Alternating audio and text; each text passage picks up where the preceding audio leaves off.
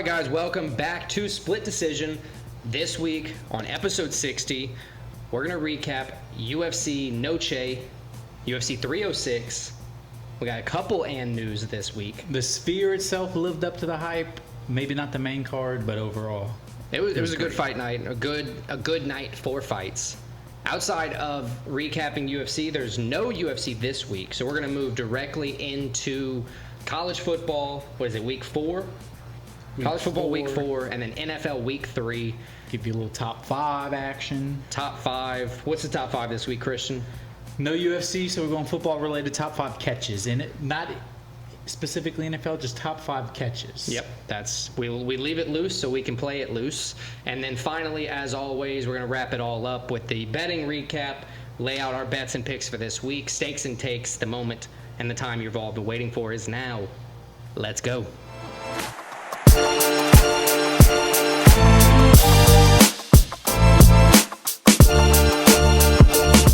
The Sphere lived up to the hype, Alex. UFC 306, UFC Noche by Riyadh season, whatever you want to call it. The spectacle was great. It was a great honoring of Mexican fighting heritage. Yep. The fights, not bad. Didn't live up to the hype of Sphere, greatest card ever, as Dana White. I'll say 6. I will say, people were saying it didn't live up to the hype. Dana said it would be the greatest show. Yeah. He never said it would be the greatest card. Right, and with the amount of fights that they always put on, Apex and otherwise, it's hard to get constantly great fights. It was such a cool spectacle, though, with the Sphere and the screens and everything. Even it translated onto the TV. Yeah, it did. It was very cool. Wish I was there, but it was a cool sight to behold. Very unique. Had some budgetary concerns trying to get to Riyadh season and Las Vegas this past weekend. I didn't have $30,000 to spend on a ticket. Exactly. But we talked about the Sphere. Let's get down to the fights, Alex. Yep. Before we get to the main card, who we said was, kind of lackluster. Let's talk about the prelims because they were exciting. Speaking of the Sphere being a love letter to Mexico, Mexican fighters did go 2-6 on the night. Yeah, not the greatest. Just a stat. And if I remember last year for Noche UFC, the Mexicans kind of dominated. They did great. I think it was like an 8-2 as opposed to the 2-6. Either way, kicking off the whole card, Raul Rosa Jr. defeated Aori Qilang by unanimous decision. Raul Rosa continues his climb. Yep. He tried to get his hands going early, but with that being limited in success, he went with Old Faithful, and that being takedowns. Hey, say what you want. That's smart fight IQ by the young 19 years old now. Quickly proves he's like, all right, I wanted to try this out. Doesn't work. Let me go to takedowns. He landed 3 for 7 with about a round and a half of control time. 29-28, all 3 judges' scorecards. Good showing by the 10-1 19-year-old, at this point, That's UFC crazy. vet. Yeah. It's crazy. Moving on, Joshua Van got back in the win column with a unanimous decision over Edgar Chairez. Chairez held the first round hostage, and then Van went to work, landing more than double Chairez's strikes, and then he added 3 takedowns with 4.5 minutes of control time. And that's active control time because Joshua Van, he threw 276 total strikes, losing the first round, which means he came back heavy in the second and third and just outperformed Edgar Chairez. Letting it swing. Yeah, winning that one as well, 29-28 on all 3 judges' scorecards. Ketlin Sousa came in as the second biggest underdog of the night, but she scored the biggest upset against Yasmin Yaregi with a first-round rear naked choke. It was a very impressive performance from Ketlin. Yeah, Sousa landed a hard left hook. She put Yaregi down and immediately locked in the choke, choking Yaregi completely out, moving Sousa to 2-1 in the UFC to start her young career. I missed the fight live. When I turned the fights on, all I saw was Yaregi unconscious face first on the ground. Yeah, it was a good upset. I have to say I placed a small wager on that one and it panned out for me, so I like it. Moving on, Ignacio Bahamondes earned 2 knockdowns in the first round with his knockout of Manuel Torres. Both were down for a scrap early, but the power of Bahamondes proved too much for Manuel Torres to handle. 4 minutes and 2 seconds. It was just victory by punches. Two knockdowns in one round never really gave Torres the opportunity to plant his feet and move forward with the fight. This one prelimed, or the main card, main finale of the prelim, headlined the prelim. Norma Dumont dominated Irene Aldana through 3 rounds. Dumont took the decision, 30-27 on all the judges' scorecards. This performance moved Dumont to 8-2 in the UFC and 5th in the bantamweight division, in my opinion, sparking a soon title shot. Moving on up. Yeah, that's the prelim. So let's talk about the main card. Let's talk about the main card and the main card opener. This was just Mexican fighting spirit in one fight. Ronaldo Rodriguez beats Odi Osborne by unanimous decision after getting, honestly, he was rocked first round. Yep. Almost choked out, right? Mm-hmm. Almost choked out. Looked like Rodriguez. It looked like Osborne was going to get the huge upset. I don't know if almost choked out is the right word, but Ode Osborne was working for good submissions if Ronaldo Rodriguez wasn't as quick. The first round was all the Jamaican sensation. Absolutely. And my point is that after that, Rodriguez showed the true Mexican fighting spirit. He rebounded and kind of dominated the next 2 rounds on way to a unanimous decision. 29-28, I think all 3 judges had it. He had 1 29-28, 2 29-27s. So they just... He gave him a 10-8 round. Yeah.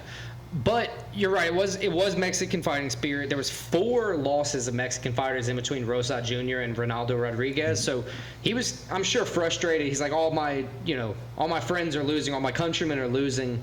I need to win this for my country. I'm opening the main card. He was the last one to win too. And he was the last Mexican of the card to win. Him and Ode Osborne were talking a lot at the press conference. You know, the not the weigh-ins, but the fighter face-offs and everything. They were talking some heat. Ronaldo Rodriguez brought it.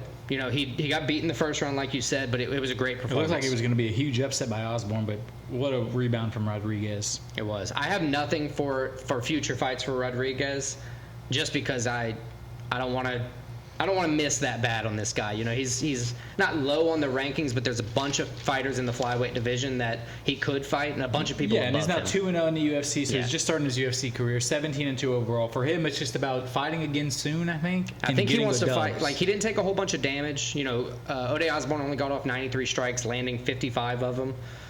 He's only 25 years old, so for him, it's about taking fights that make sense. I think he's going to take getting wins under your belt, and then probably take another fight this year, I'd imagine.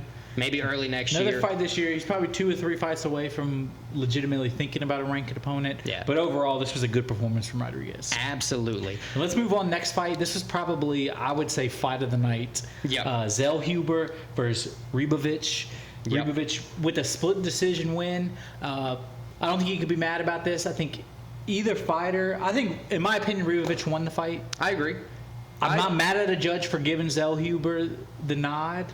One judge giving it to him, but Ribovic, there was a good, minute or 2 minutes in this fight where Zellhuber was out on his feet. Yeah. Just, his equilibrium was gone. I guess Zellhuber also rocked Ribovic a few times. I guess and the judge that gave Zellhuber the card, 29-28 in favor of Zellhuber. I guess the judge saw that while he was out on his feet, he was still swinging and connecting a few times. But he was also moving very well. Like he was hurt, but his movement to get out of way of more significant strikes was really, really strong. His footwork was gone, but his head movement was crazy. It was. Even when didn't know where he was. It gave you it gave me that feeling of that Mayweather, like that evading style that he's so good at, that Ali type where even if he's hurt, you're not going to hit him too hard, which is what gave him the chance to not get 10-8 in the third round. But I think this was the fight that got the crowd the most into it. The crowd was up. The whole fight was great, but the third round between these two guys, it was insane. Where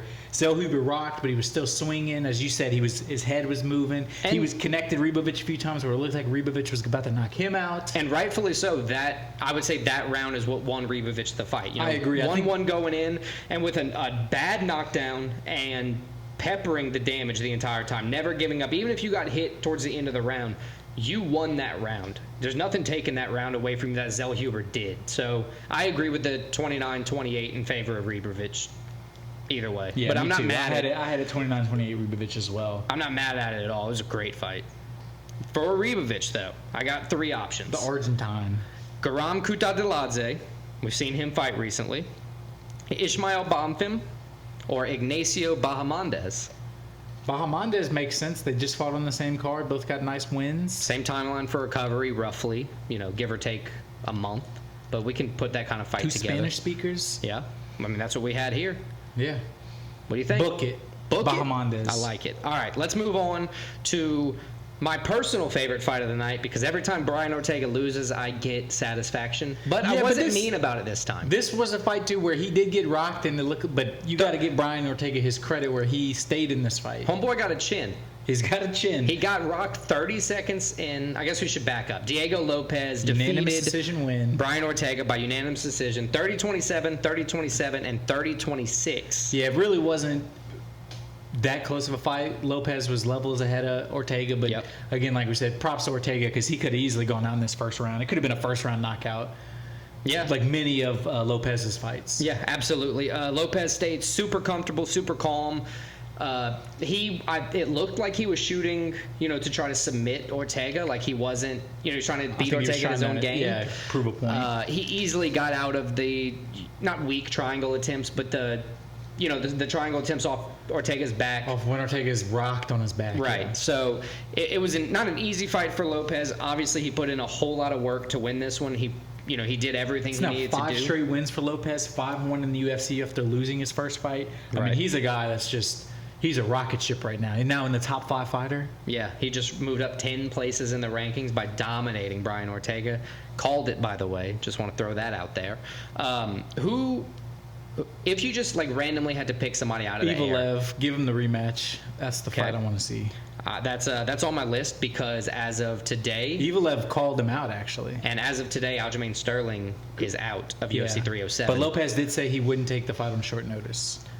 Which props to him. I wouldn't either after I just won this. A month is fine. He's still in fighting shape. I think he takes it because he didn't take any damage in this fight. I think he would change his mind given UFC 307 as an opportunity. Just me. Outside of that, what about a title shot given the winner of Ilya or Max? I think that makes sense. Or if we're talking about waiting probably till 2025. What about Volk? Aljamain Sterling. Yeah, Aljo. So I have Movsar Evloev. Aljo has a quick recovery. Aljo said his injury doesn't need surgery. It's just something, maybe like a minor tear or something like that. But he's just not prepared to fight right now because of it, which I get. That's the only reason I don't think he fights Evloev is because at this point Lopez can wait and get a bigger name. Aljo's a bigger name. Although he's not ranked as high, I think a win over him just resonates more. He can possibly wait and get the title shot next. He could probably get Volk possibly next. This is something... I think even though I'm sure he wants to avenge the loss, he has a chance to get a bigger fight in terms of how much he gets paid, how much notoriety he gets. For Diego Lopez, I think you're right because he's one fight away from a title shot, I'd imagine. If not, a title shot next. Or a title shot next. You never know. But he doesn't have anything to prove at this point. He has wrestling in his corner. He's got KO's power in his corner. The sky's the limit. I think we're going to see a featherweight champ. I don't know. Do I want Ilya to win now and then Diego Lopez to stomp through Ilya, or do I want a legendary fight with Diego Lopez, Max Holloway? Well, I definitely want Max Holloway to win that fight. Right. So let's vote for Diego Lopez versus Max Holloway. I like that. Let's move on. Co-main event. The first title fight of the night in the third showing between Alexa Grasso. Third showing, and I think it was the most comprehensive turnaround. Most. I don't even know how to say it. Clearly. I clearly don't know how to say it. It was the one where it proved the most in the fight. Shevchenko dominates Grasso. In fact, absolutely. Unanimous decision. She probably won every round, I would say. Yeah, 50-45 on all 3 scorecards. So I would agree. It was the most comprehensive. Out of the trilogy, it was the one where it was like, clearly she's the better fighter. Yeah. Where it was enough of a victory where she dominated, where although the series is now tied 1-1-1, nobody's clamoring for a 4th fight right now. Right. There may be one in the future. It would take Grasso. Let her rise back up. This was a very good fight for Shevchenko. Very smart fight from Shevchenko. I'm happy to say I told you so. It was clear in this fight that Shevchenko did the same kind of game plan as the draw, but she elevated it just where it needed to be. There was a couple times it got scary for me. She got close, she got almost caught in a submission a couple times, but props to Shevchenko, she got out of it. Grasso, it just seemed like she never got which is credit to Shevchenko. She never got going in this fight. Shevchenko just kind of overwhelmed her. Yeah, the game plan of Shevchenko rendered Grasso's power, takedown ability useless. Shevchenko came in, pressing forward, dominating on the ground, and doing that is exactly kind of what happened in the main event too. Like, you're that strong on the ground, you disable power. You disable the ability to fight further. But yeah, props to Shevchenko. She did a great fight, proved that she's still there. What is it, her 12th straight title fight? She's only lost 2. She's the first two-time champ of the division. So quiet 2-time champ. Who do we have next for Shevchenko?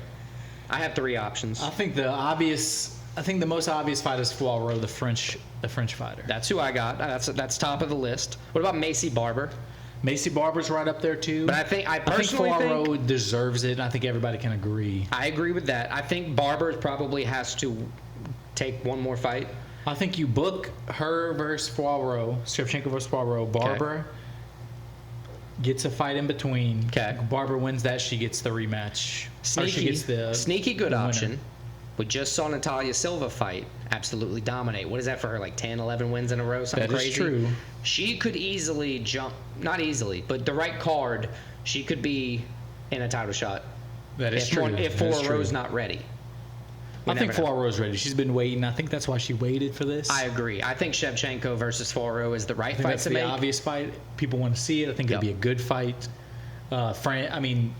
UFC's trying to expand, trying to get another French champion, a European champion. Is probably something they want. How long do you think Shevchenko waits to defend the title? I think because she waited so long, it might be this year. I would bet that maybe December card, the last card of the year, the last pay-per-view of the year. Okay. Shevchenko defends her belt against Poirier. That'd be cool. They're locking fights in around now, so we'll see. She didn't take a whole bunch of damage, so it was I'm not gonna say easy fight for her, but as you said, no damage. I mean, she took 153 strikes, but majority of that was while they were on the ground. So there wasn't a lot of power shots. Right. You're not going to... I mean, she walked away. You look at her in the post-fight. You look at her Instagram right now. She looks not swollen up or anything. Yeah. She looks like she had a good time.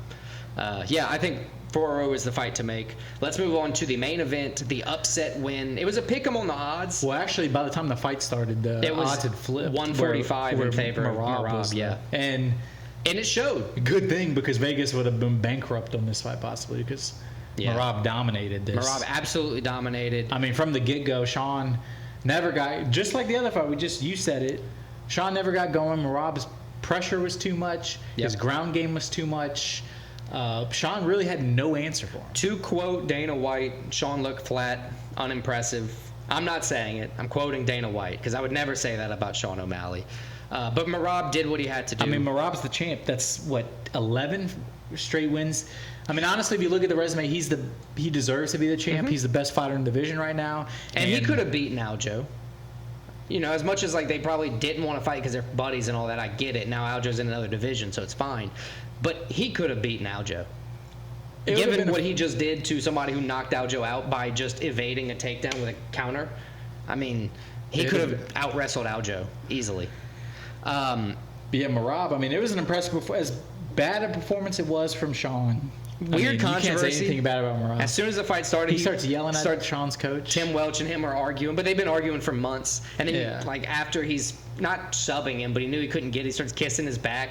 It's kind of weird. Merab had a couple weird moments in this fight, but he's a weird guy. That's just who he is. Yeah. 10 minutes of control time, 6 out of 15 takedowns. He did work. 310 total strikes thrown, 214 landed. O'Malley only got off 91 total strikes. I mean, O'Malley really could landed 49, and I'd say he won, the 5th round? Because he hurt him with that body shot. He hurt him with the body shot, but even then, I still give it to Merab. Easy win for Merab. I got 2 options next, and I think Umar is the one that makes the most sense. I got a surprise option that makes a lot of sense. Figgy. It's not even a surprise. Merab said Figueiredo deserves it more than Umar, is what Merab came out and said. That's also just Merab being a douche. Yeah. Because Umar, he's 18-0? 18-0. He dominated. He dominates. He's a Nurmagomedov, so he just dominates everybody on the ground. They're both from the same part of the world. Georgia's right by Dagestan. Yep. They both have crazy hats. I'm going to defer the geography to you, sir. They both have the crazy hats, similar crazy hats. Yes, they do. Except Merab's is darker. And bigger, right? well, they're about the same size. Fluffiness is and equal. And then Umar's is white. So if Merab doesn't get to choose, who would you prefer to see as the? I think it's got to be Umar. I think Dana and them are good with the Nurmagomedovs. They're tight. I get it. They're dominating. They're dominating. The Nurmagomedov crew. That's. I mean, there was a period where I didn't like him, but at this point, they're just undeniable. At this point, I mean, wrestling. It's Habib, it's Islam, it's now Umar. I would say, as a whole, wrestling is back because if you look at the list of champions right now, I mean, their base is wrestling. Everybody's base is wrestling. You got Pantoja, Merab, Makachev. You got Bilal. Everybody except for Pereira. You got DDP and Pereira. John Jones is a wrestling base. Except for the heavier guys. Weili Zhang, Shevchenko both have wrestling, and then Raquel Pennington has a striking base. So there's like 3 UFC champs with striking bases right now. Yeah.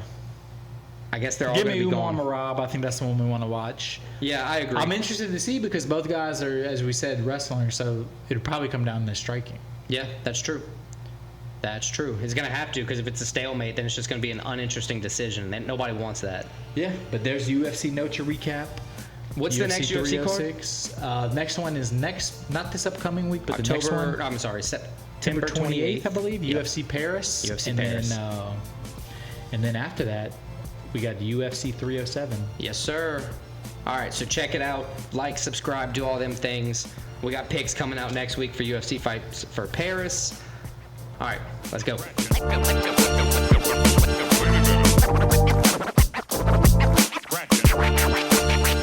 All right, Alex, we're going with a top 5 theme this week related to football since there's no UFC. Yep. A lot of things we could do with football, but we're going to do something that's very popular. Anytime one of these happens, it goes viral. It's always like SportsCenter Top 10. We're going to do top 5 catches. Yeah, it's like if you ever want any like free views on your Instagram, just throw a few of these on our list up there and then boom. Easy 10K views during football season per video or more, depending on. It's like a good knockout. Everybody just wants to see it. Everybody wants to watch it. And at this point, a lot of these are so old, they're not even copyrighted. So you can just have them freely. It's amazing. So top 5 catches is going to be our top 5 this week, Alex. My first pick last week of spheres was Earth. Good sphere. Shout out my beautiful fiance. I gotta say, Earth is a good sphere. So, Alex, this week you have the number 1 pick. So why don't you kick us off? No pun intended. I'm going to kick us off with a catch that is very cool. I remember it vividly when it happened. This man has a bunch of one-handed catches. I'm going to go with Odell Beckham Jr.'s 3-finger catch over the Dallas Cowboys. Yeah, it was the one that made him famous. Right. It was the catch. It was the one that made... One-handed catches have always been cool, but it was the one that made it like... Wow. Everybody's going to do this now. Yeah. He landed. It was a... Shout out LSU. Cowboys pass interference. He leapt back, caught it, landed in the end zone, proving that he was him, at least then. Fun fact, they still lost the game. Still lost the game, 31-28. Yes. Yep. That's, I put that. But it gave him cover of Madden the next year. Yeah, it was really the cover of Madden. I mean, that really... Odell was already... He was first-round pick, so it's not like it put him on the map, but it like made him a mainstream... People that didn't pay close attention to the NFL. Right. Like everybody knew it was Odell Beckham. Yeah, because of that catch. To get on the Madden cover over like the Super Bowl winner or anything like that, like or whoever had the best season, they didn't do fantastic things that season. He did though. It was that big. It was that big of a catch, that big of a season for Odell that. You know, it cemented him as a football great right there. So what do you have as your first pick, Christian? So my first pick is going to be my guest pick. Beautiful fiance, Clara. I let her know the topic. As usual, she did a little research, and she came back with, I think it was a better pick than your first pick. Okay. Same team, New York Giants, but it was much more significant. This was in the Super Bowl. This pretty much won them the Super Bowl, one of the greatest upsets of all time. Yep. It's going to be, what year was it? It is Super Bowl 32, I believe. 42. XLII. 42. I'm sorry. Yeah. David Tyree helmet catch, one of the most miraculous catches of all time. What made it even crazier was it was a great catch. Obviously, did it with his helmet, helped him win the Super Bowl, upset the Patriots. But it was a guy who, before this, never really did anything, and after this, David Tyree never really did anything. Yeah, it was just one of those moments where he came up clutch, unbelievable play. And what people forget is also Eli Manning before this almost got sacked, scrambles around unlike anything we've seen from Eli Manning, throws it up. Did that from anywhere pass. And then in between Patriots, an unbelievable catch, pins it against his helmet, David Tyree. And that was the Patriots that were unbeaten, right? This was, I don't know if it was the unbeaten Patriots or they beat them twice in like 3 years. I think this was the unbeaten Patriots season that they disrupted by this play. But it was an unbelievable catch. So shout out my beautiful fiance Clara. She gave me such a good pick. It was going to be my number one pick. It was between this and Odell. And then once you took Odell, like this had to be the number one pick. It was a pick for some reason people don't remember as much anymore. But in terms of significance and the miraculousness of the catch, I think it's deserving of a number one pick. I think the reason people don't remember it is because people want to forget about the Patriots winning that many Super Bowls or being in that many Super Bowls. But they lost. And they didn't win that one. So it doesn't really it's great. fit their thing. I like it. I think it's a great catch. Yeah. So what do you have for your second beautiful girlfriend pick? Clara. Fiance Clara. Upgrade. You forgot about the upgrade. I did not forget about the update. I just misspoke. Give me a great number one pick, David Tyree helmet catch. My number two pick. Yep. This is going to be one probably not a lot of people have seen. Okay. But they've definitely heard of it because the kind of pass, it set, the standard. Set the standard. Created it's a gonna pass. It's going to be the original Hail Mary. Yeah, it's on my list. It's going to be Roger Staubach, 1975 to Drew Pearson. Hail Mary. Fun fact, most Hail Marys, you think they're like into the game last play. This was actually with like 30 seconds left. 52 I looked seconds it up. left. It was on my list because I was going to do pretty much the same thing you're doing. It's like, listen, some plays like the helmet are known by what they are. Well, this play created the Hail play. Mary is a play that, everybody knows the term.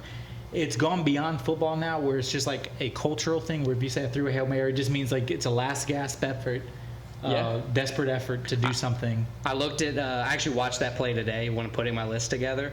Staubach threw it, and he caught it at like the 5 and just like broke one tackle, ran it in. Yeah.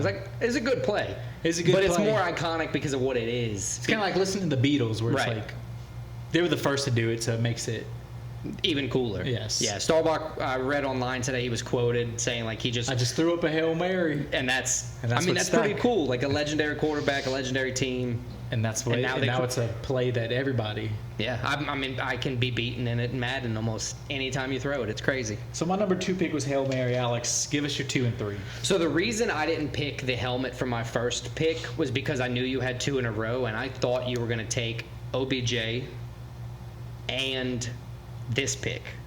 So if I didn't get OBJ, I wasn't going to be able to get either one of them. Was my thought. So that's why I went that way. My third pick is going to be Justin Jefferson, one-handed grab, the Vikings versus the Bills. I had this one on my list. He snagged it out of the hands of the Bills receiver on a 4th down. Yep. Come back from the Vikings. I think they came back from like 20-something points down or something. Yep. They grabbed the first down. They ended up grabbing the win because of that play. It's just great catch individually. I'll just say it wasn't like a. It wasn't a life-changing catch, but it was a one-handed when the defender had it in his hands, and he came down onto the ground, pulling it out of the defender's hands with one hand. Man, by the way. Justin Jefferson. That's just a great catch. So Justin Jefferson, his one-handed grab against the Bills. So, all right, Alex, what's your number 3? My number 3. Let's see. What am I going to go with for number 3? I'm going to go with the catch. Joe Montana threw a high pass that only Dwight Clark could pass catch in the end zone. Put the 49ers in the Super Bowl over the Cowboys. So over the NFC Championship game? It's the NFC Championship game. And, they won. They were down 27-21, 58 seconds left on the clock. It's one of the most iconic plays in NFL history. Joe Montana rolls right. Back of the end zone, throws it. I watched it Clark. 6 different angles today somehow. It was crazy that they had that many angles back then. But, people with not home cameras, but like sideline cameras and everything like that, they caught the images and the angles. It was good. 3rd and 3. It wasn't like a long catch. It wasn't a Hail Mary. Their 6-yard line. It was about as clutch as you could get. But it was clutch. It was a great catch. It was the catch. So that's why I'm picking it. Nice. So I just said yours is about as clutch as you can get. Well, I think mine's a little more clutch than yours. Yeah, you're just going to keep trying to one-up it, aren't you? This is going to be the year after the helmet catch. So this is Super Bowl 43. It's going to be Santonio Holmes' game-winning touchdown catch against the Arizona Cardinals. Back of the end zone, stretches out, gets his toes down. The toe tapping. Yep. Reaches out. It was an unbelievable play, unbelievable game. It was back and forth. Ben Roethlisberger and the Steelers, a game-winning drive to win the Super Bowl, and it ends with an unbelievable catch, unbelievable play.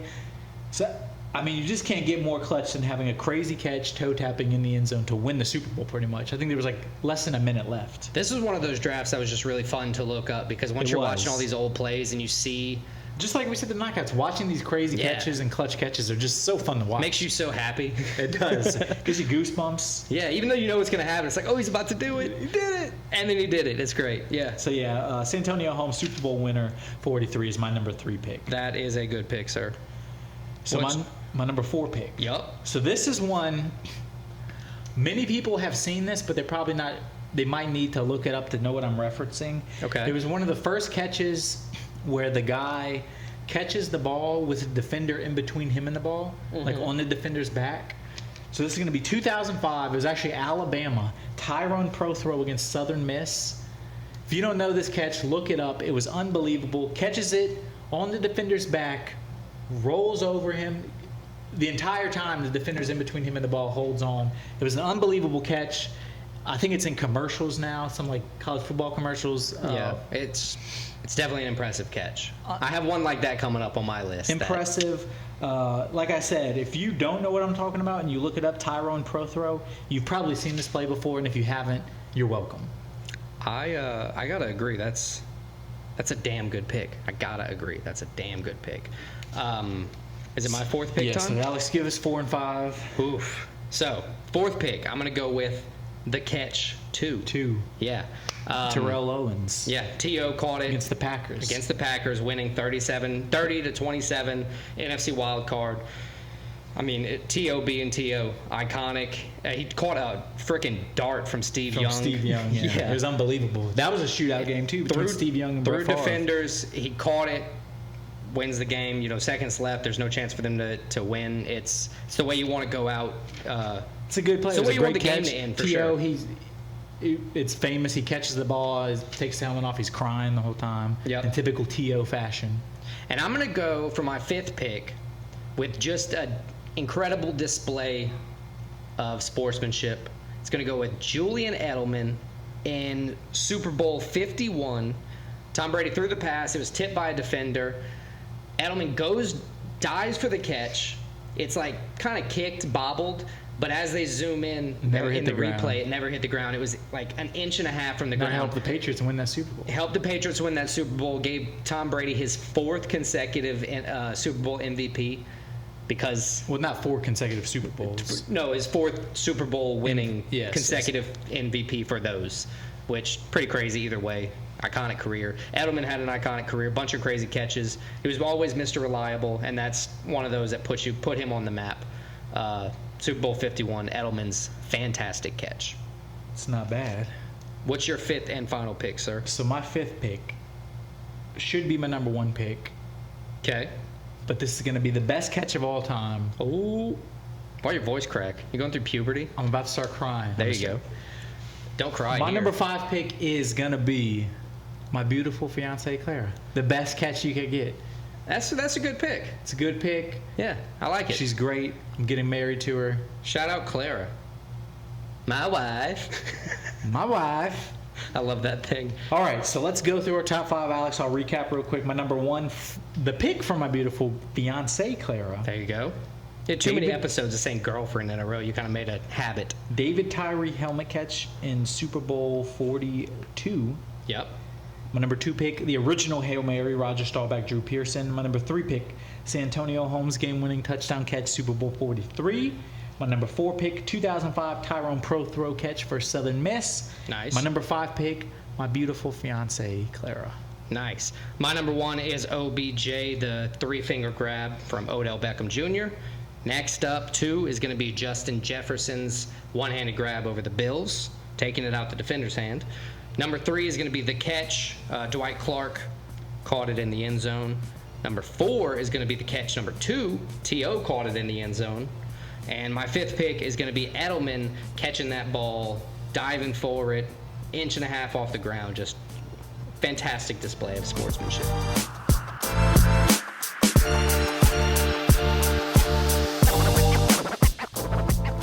All right, so we're going to wrap this week up with Stakes and Takes. Stakies and takies. Stakes and takes. We're going to recap last week, which for me was a piss poor performance in NFL. I didn't have a great one, but I did a little bit better than you. One game to be exact. Let's recap last week, see where we're at with everything, and then we'll jump into every pick for this week, every bet for this week. Yeah, let's jump in. Last week, 2-3 on the main card of UFC Noche, UFC 306. I also went 2-3 on the main card. We all had O'Malley winning, beating Merab Dvalishvili, but Merab's won. So shout out to Merab, new bantamweight champion there. You lost on Grasso. You thought Shevchenko was going to lose. Yes, I picked Shevchenko, so I got the win there. You lost. Gotcha. Next, Daniel Zellhuber. Yeah, Bribovic won that split decision. So, again, Bribovic had a great fight of the night, performance of the night, whatever you want to call it. It was a great showing by both fighters there. And then we went 5-0 in college football, both. 5-0, yes. Every win right, that means. That was a good one. Every game right. We'll take those. That was Kansas State over Arizona. That was Missouri over Boston College. LSU over South Carolina. That was a close one. Nail biter. I was nervous. I was very nervous. I was pissed. Yeah. Oregon over Oregon State. And that's Bama, all of Wisconsin. Oh, yeah. Alabama, Wisconsin. I just looked right over it because I still assume Alabama's just going to win. They're not as good. They're still pretty good though. Yeah. And then NFL, how did you do in the NFL? I went 2-3, so not great, but I got Saints right. They dominated the Cowboys. I got Texans over Bears right, which easy. That sounds like 2 wins to me. Bucks Lions wrong. Picked the Bucks. Lions won. I picked the Lions. Bucks won. There you go. I think everybody in the world picked the 49ers to beat the Vikings. Vikings played a hell of a game. Sam Darnold, shout out. Sam Darnold's back? And then the Eagles blew the game against the Falcons. I'm not sure what happened. Between the drop and the poor clock management, Falcons got the win, so I got that one wrong. Yeah, I picked the Cowboys. They lost to the Saints. I picked the Lions. They lost to the Bucks. I picked the Niners. They lost to the Vikings. I picked the Eagles. They lost to the Falcons. But I picked the Texans over the Bears, so told my mom about it and everything. It was awesome. Brings me to a total cum this week of 9-6. I also went 9-6. 2-3 on the bets. So I hope you didn't follow all of them. I hope you only followed the 2 I won. I also went 2-3 on the bets. Minus almost 4 units for myself. You went down, like 2.5 units. Thank God I took the Saints with the points. Oh, right. No, I should have just taken the money line. Money line would have paid better. Yeah. I'm 12-8 on the season. You're 13-7, and then for all the total picks, I'm 32-18 on the season, and you're 34-16. We're down some units, but we started off last season down some units. Christian put up a piping 0-5 at the beginning of last season. So working our way back. No need to bring up the past. I finished this past season at like plus 40 units, so we'll be fine. We just gotta get in where we fit in. This week, let's talk college football first. What games are we talking? So college football, we got 4 ranked versus ranked matchups, and then we threw another one in there to give us a 5 feel-good matchup of the week. Good, yes, and then another 5 NFL games. So a total of 10 we're picking this week with no UFC. And then 5 bets as always. Well, let's start off Friday night. Number 24 Illinois going to number 22 Nebraska. These are 2 teams that aren't usually ranked as of recently, but right now both of them 3-0. Both have promising starts to the season. Nebraska at home is a 7.5-point favorite. I see. It's crazy. Nebraska last week, 2 weeks ago dominated Colorado. Mm-hmm. Last week, easy game against Northern Iowa. I'm sorry. Yep. Illinois coming off of a nice performance against Central Michigan. But they got the ranking by upsetting Kansas, right? They got the ranking by upsetting Kansas the week before, who then lost to UNLV. So how good of a win is that? But we'll see. This is going to be, as I said, these are 2 teams that aren't used to being ranked right now. Nebraska, always have a sellout crowd. This is going to be a crazy environment on a Friday night. Is this a real Big Ten matchup? This is a real Big Ten. Big Ten's not doing that this year. It was only the Big 12 that had that. Okay. And those are all over. I've gotten so confused already by... The Big Ten has either 16 or 18 teams. The Big 12 has, I think, 16 maybe. Okay. But anyway. Just wanted to make sure we're in conference Big here. game. I think Nebraska, led by their young freshman quarterback Rioli, I think they have the edge in this. I think they're the more talented team. I got Nebraska rolling in this one. Yeah, like we said, Illinois upset Kansas. How big of a win is that? Luke Altmaier, the quarterback for Illinois, he scored through the air 6 times. You know, he's been very effective through the air. But Patrick Mahomes' doppelganger, Dylan Raiola, has been channeling his inner Mahomes. He's scored through the air 5 touchdowns, 670 yards. Pretty efficient, 74% almost. I also have Nebraska. Matt Rule is Nebraska's coach. Yeah, I know. I watch Barstool a lot, so Will Compton's always talking about Matt Rule. That was who did he coach for? The Panthers? He coached Baylor, did great at Baylor, went to the Panthers, did horrible. Now it's looking like it's probably not him. I was going to say, that's got to be a Panther situational thing, not a Matt Rule thing. Or maybe he's just not cut out for the NFL. Yeah, it could possibly be that. Somebody put up a sign, and it was Baker Mayfield, former Panthers quarterback, who they cut 2-0. Sam Darnold, former Panthers quarterback, who they cut 2-0. Matt Rule, who they fired 3-0. Panthers 0-2. I love it. Well, let's ride Nebraska for the win. They have a money line of -350. They're favored. I just looked at the updated spread. It's 8.5 on my rising. thing. So it's rising. Over under 42.5. What do you think about that? I would go the over in this one. Over 42.5. Nebraska. Patrick Mahomes Jr. Is Nebraska covering that spread? 8.5, 7.5. If it was 7.5, would I think they're covering. Yeah, I think Nebraska wins by about 10 points. All right, so let's move on. This is another Big Ten matchup. New Big Ten team, USC, joined the Big Ten this year. Yes, sir. Number 11 USC going to number 18 Michigan. USC 2-0 in the season. Last week, 48-0 win over Utah State. So why do they do week 3 buys? Is that just because there's so many damn teams? They have to? Yeah, it's just a weird thing. Imagine taking a break as soon as you start the damn season. It's not like the NCAA is putting out the schedule. Oh, okay. Schools scheduling their own thing. That's just stupid in my opinion. So USC 2-0, 5.5 point favorites on the road against Michigan. Michigan, an unimpressive performance against Arkansas State last week. That's coming off on the heels of getting blown out at home by Texas. Michigan, one of the fallest falls, I think. But Texas isn't a fraud. No, Texas is good, but you still, if you're Michigan, you're the defending national champs, you get blown out at home. Yeah, it's not a good look. I'm just trying to add that at least Texas is good. Texas is good, but I don't think Michigan is that good. And I think USC is a rebounded program. Beat LSU the first week, had a nice win. Blew out Utah State. Blew out Utah State, who played Utah pretty close, who we're going to talk about later. Yep. But USC, the first Big Ten matchup, I think they go to Michigan, to Ann Arbor, 5.5 point favorites. I think they get the win. I think USC shows that Michigan is the fraud this year. I agree that Michigan's the fraud. Warren, Michigan's quarterback, he's thrown like 6 interceptions in just 2 games. They're switching quarterbacks. Right, but I heard a saying before: if you have 2 quarterbacks, you don't have any. Yeah, but that's usually if you're playing both of them at the same time. If you're benching one and putting another one, you never know. But still, I think notorious though. The first start for quarterbacks have to be rough. You're not taking first team snaps. You're not expected to start this early in the season. You never know. He could come in and be a spark to the offense, but regardless. They need it. Yeah, they do need it. Miller Moss, he's been pretty efficient, but USC rides the ground game, to score most of their points. That's smart. I get it. That if you can ride the ground game, you have a smart quarterback who takes care of the ball. You eat a bunch of clock. You score on the ground. You're not giving Michigan a bunch of possessions. USC beat LSU this year. I'm all on the USC train. I hope they do great this year. Yeah, I also vote USC for the win. So Trojans winning. Now let's go on to the next one. This is a Big 12 game that counts as a Big 12 game. New Big 12 member, number 12 Utah, goes to the Utes taking on the Cowboys. The Utes taking on the Cowboys versus the Indians. Number 14 Oklahoma State. Oklahoma State is 2-point dogs at home, plus 110 on the money line, minus 130 for Utah. Yep. Utah last week, both teams 3-0. Utah last week, a 38-21 win over Utah State, but it was close for a while. Oklahoma State blew the brakes off of Tulsa. They were up 42-0 in the third quarter, then kind of took the foot off the gas, 45-10 win. Oklahoma State's one of those teams, they're kind of up and down. They were down like 14-0 against Arkansas 2 weeks ago. They came back and won that game. Have a lot of talent, one of the best running backs in the country in Gordon. Yeah. They're going to be playing at home, T. Boone Pickens Stadium, which is a cool. Yeah. You've got a billionaire benefactor. What about Alan Bowman? I'm sorry.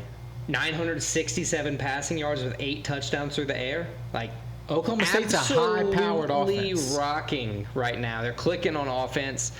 They got a high-powered offense. Utah, still, this has been the case for Utah over the past, it feels like 10 years. Cam Rising hurt is his health.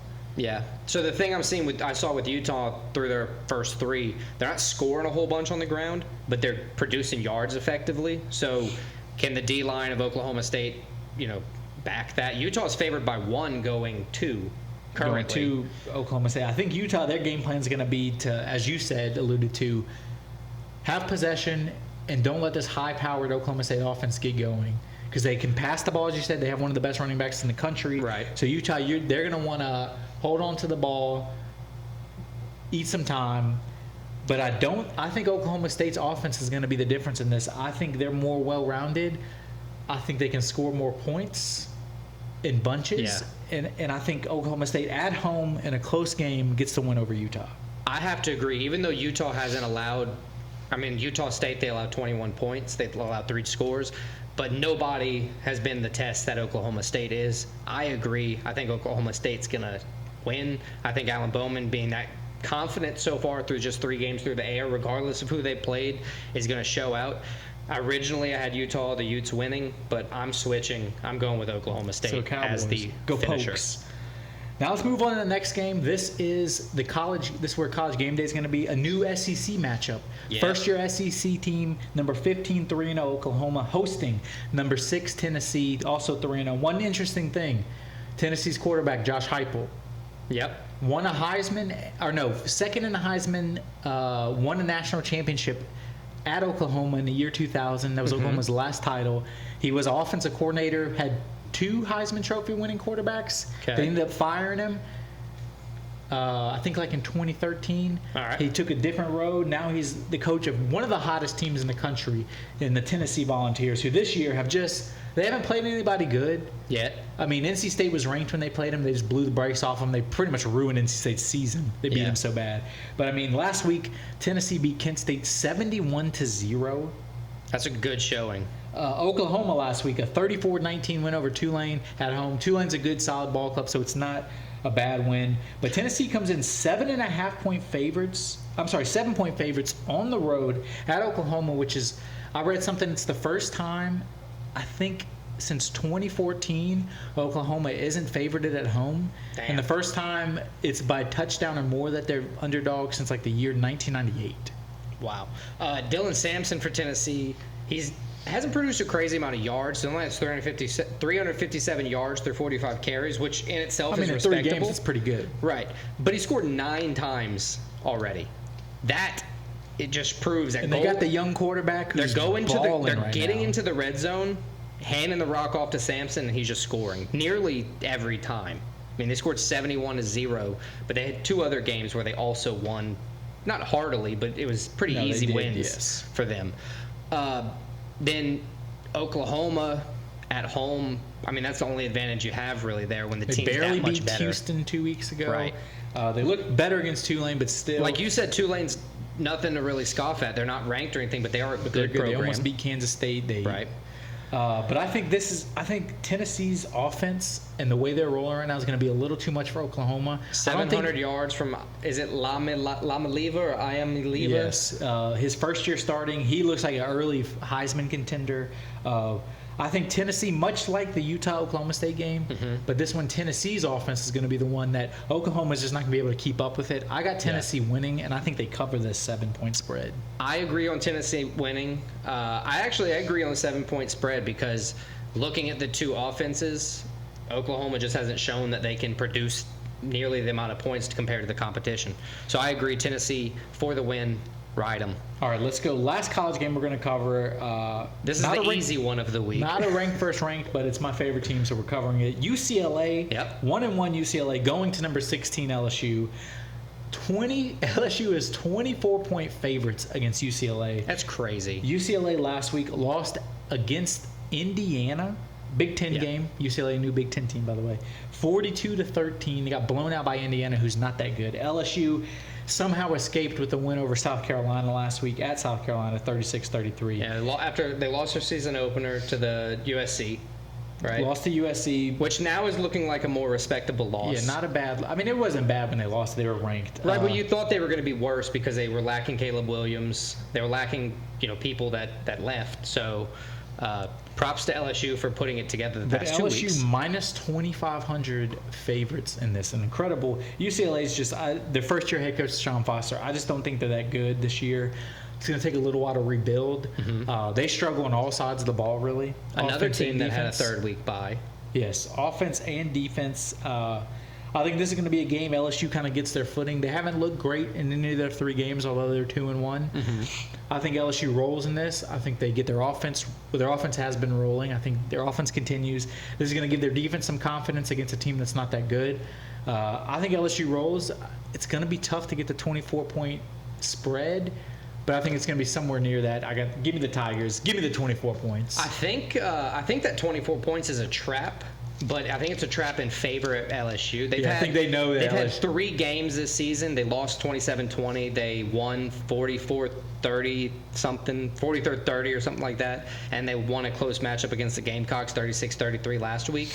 I think that everybody is going to be riding the UCLA to cover Plus that 24, yeah. Because in every game, and LSU UCLA's traveling cross country to Tiger Stadium. UCLA. In every game, LSU allows points. But this is a team that is arguably well worse than any team that LSU's faced this season. Maybe not Nichols, but LSU kind of didn't have their. They weren't. Let me not take up for them. You're right. They should have beat the shit out of Nichols when they only won by like 20 or something. Yeah. But yeah, I think LSU will win. I think you can take the spread on them because I think it's a trap. I think LSU's high-powered offense, 895 yards and 10 touchdowns from Nussmeier, which is rivaling Bowman. That's the highest stat leader I've seen so far this season. Nussmeier's been on a roll. Click with that offense. They're not really worried about the run game too much. I mean, they're going to produce yards, but they're not very effective so far. They were effective last week. They had a nice game. 1 of 3. Yeah. Huh? 1 of 3 weeks they were effective. Yeah, they get better as the year goes on. Yeah, let's let LSU cover the 24-point spread for the final college football pick. Yeah, so that was college football. Let's move on to NFL. And then at the end, we'll just run through all the picks quickly. So, if you missed anything, you got 10 in a row. 5 NFL games. Yep. First one is going to be your favorite team. I picked it for a reason. The Colts hosting the Chicago Bears. Colts 0-2 taking on the 1-1 Bears. Yep. Colts are minus 120 favorites. -1 spread, which I found surprising. I thought it'd be higher than that. I think it's because last week, so week 1 against the Texans, the Colts performed well better than anybody expected. Anthony Richardson, 2-point loss. 2-point loss. They never really had the lead. It never felt promising or anything. But it was like, I thought they were going to lose by a touchdown. They're hanging with the Texans, who people consider Texans to be like a top 5 NFL team this year. And then last week they just completely blew it against the Packers, 16-10, with no Jordan Love. So Packers have a good defense. I get it, but no excuse to be that careless with the ball, throwing a bunch of interceptions like that. I agree. I think against a Bears defense that defense is good. Has been good, but allowed points. But their offense is atrocious. Their offensive line they allowed 9 sacks last week alone. A little bit of that's on Caleb Williams. A little bit of it is. He's also been careless with the football. Neither one of these quarterbacks has done great so far. Richardson's got 3 touchdowns through the air. I have the Colts winning. I'm not going to take any spreads or over-unders or anything because I think it's going to be a tougher game. I think the -1 is very indicative of how this game's going to go. Regardless of Caleb Williams' current ability, it's not going to be an easy game for the Colts, but I have them winning. I agree. I think it's going to be an ugly slugfest, low scoring. I could see it being like the Packers 16-10, some bullshit score like that. But I got the Colts. Give me the Colts. Let's do it. Eagles at Saints. So Saints are, I'd argue, the number 1 team in the NFL right now. If you're just looking at a 2-week snapshot, yes. Right. But they're the only team that's clicked as well as they have. They've made very few errors. They've performed on defense. They've gotten interceptions. They're top 5 in almost every category that there is. And defensively. They've forced sacks. They've forced turnovers. They've been playing great. And they're 2-0, and they're hosting the 1-1 Eagles, who I only have to question, can they continue? And I'm not trying to be an asshole about that, but it's like nobody expected them to come in. Well, the one thing that gives me confidence is Dennis Allen, the head coach of the Saints. They asked him about it in the press conference. He said, that means nothing. That just means we can't go worse than 2-15 this year.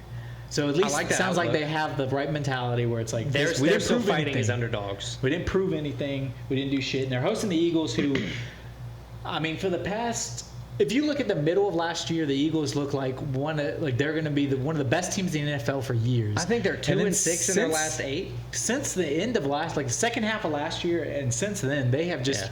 I don't know what's happened. It's like Jalen Hurts and the offense just lost their groove. It's like all they have is the tush push now. Yeah, weirdly enough, they have a 5-yard pass, a decent run game, and then the 4th and 2 is every single time just go for it because we have the tush push. I don't understand it. I don't know what's happened with him. I think it's more to do with coaching Sirianni, who I don't like that much. They deserve that loss because they blew it last week against the Falcons. They did. Kirk Cousins, he's playing well from coming back from an ACL injury at his age. He's playing game management Kirk Cousins like he will for the rest of his career. But he did everything he needed to do to win that game for the Eagles. Yeah, exactly. But and the Saints Eagles in just this didn't. one are 3-point favorites. I think the Saints get the win. I think they continue rolling. I don't think they hit I don't want to say reality check because I think they're actually good. But I think they continue riding high this week. Barkley's been a good addition for the Eagles, though. Yeah, except for his drop pass, but yes. That would have won the game. Yeah.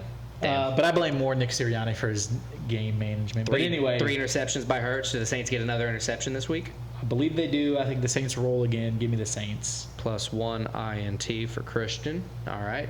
I agree with the Saints.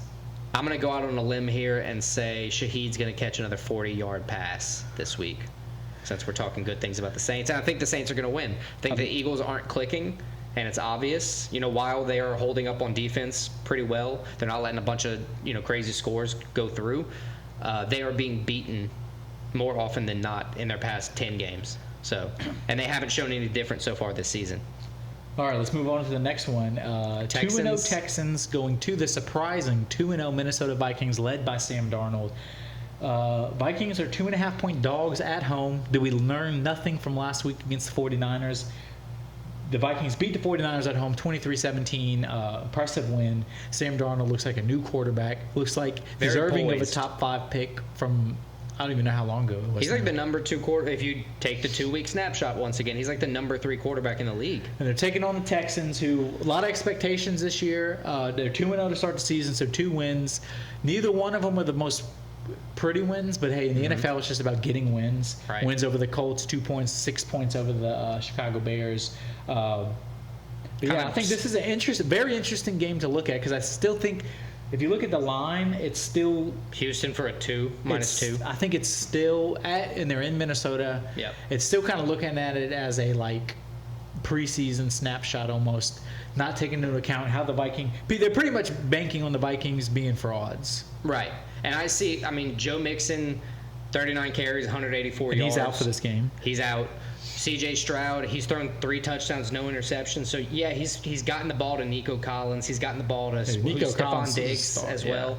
But that was all pretty much in one game. Diggs scored twice. Collins scored once. That's all of C.J. Stroud's passing touchdowns. Well, they've only played 2 games, Alex. I know. But what I'm saying is he's already gone a game with none.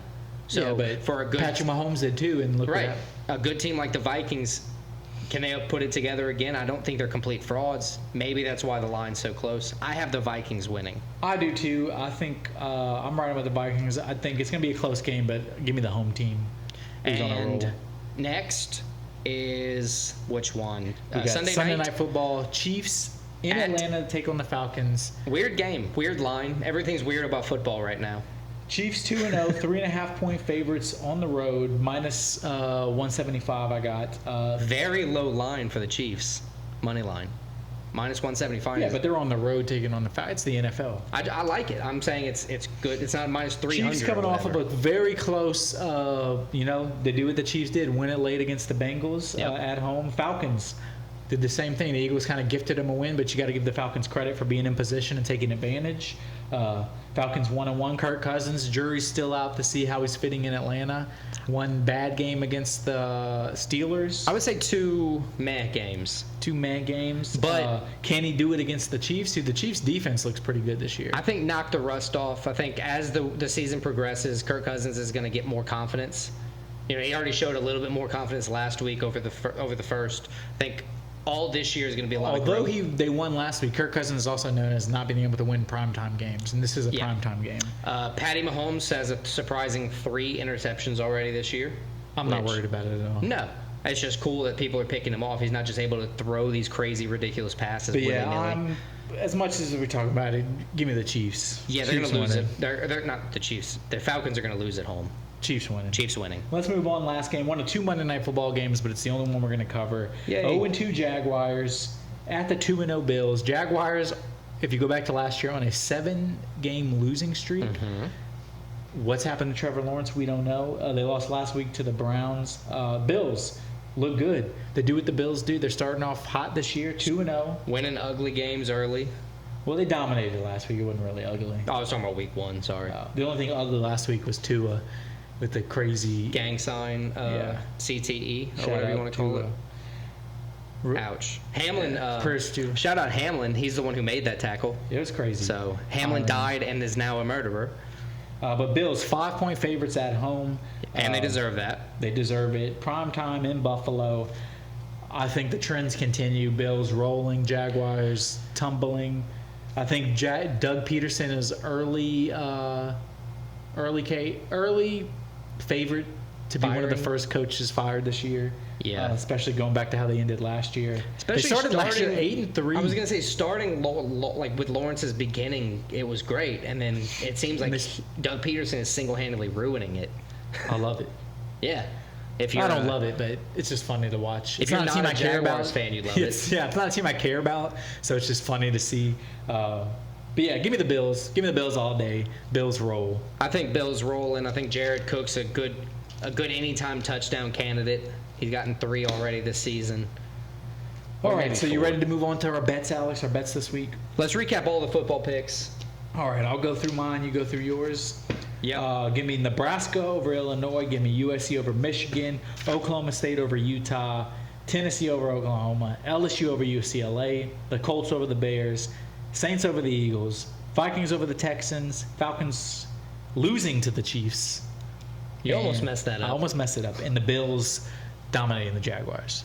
I have Nebraska over Illinois. USC over Michigan. I've got Oklahoma State over Utah, Tennessee over Oklahoma, LSU over UCLA, Colts over the Bears, the Saints over the Eagles, the Vikings over the Texans, the Chiefs over the Falcons. I messed it up too. And the Bills over the Jags. So that's 10. We have the exact same picks. I'll take that. Ride together, die together. We'll take it. Let's wrap up tonight with our bets. So I got 2 units on everything, Alex. I got 2 college football, 3 NFL. I'll just run through all 5 of mine. You run through all 5 of yours. Sounds good. First bet is going to be Tennessee minus 7 at minus 115 odds. I like that. It's Tennessee over Oklahoma. The next one is going to be Oklahoma State money line at plus 110. Next one is going to be Saints minus 3 at minus 110 odds. Then I'm going to have the Vikings money line at plus 115. And I'm going to have the Chiefs money line at minus 175. Well, seeing as I'm riding with all the same picks as you this week, I have to say good luck. My first one is Tennessee minus 265, Nebraska minus 315, Bills minus 235, the Colts minus 122, and the Chiefs minus 172. All 2 units, all the way. Fade me if you hate them. I don't know. I'm gonna do better this week. I promise you that. So that wraps up episode 60. Check us out next week, episode 61. We got UFC Paris. Benoit Saint Denis returns. Yeah, that's going to be a good one. We got college football. We got NFL. We'll have a new top 5. So, yeah, check us out. Yep. Do all those things. Like, subscribe. Peace.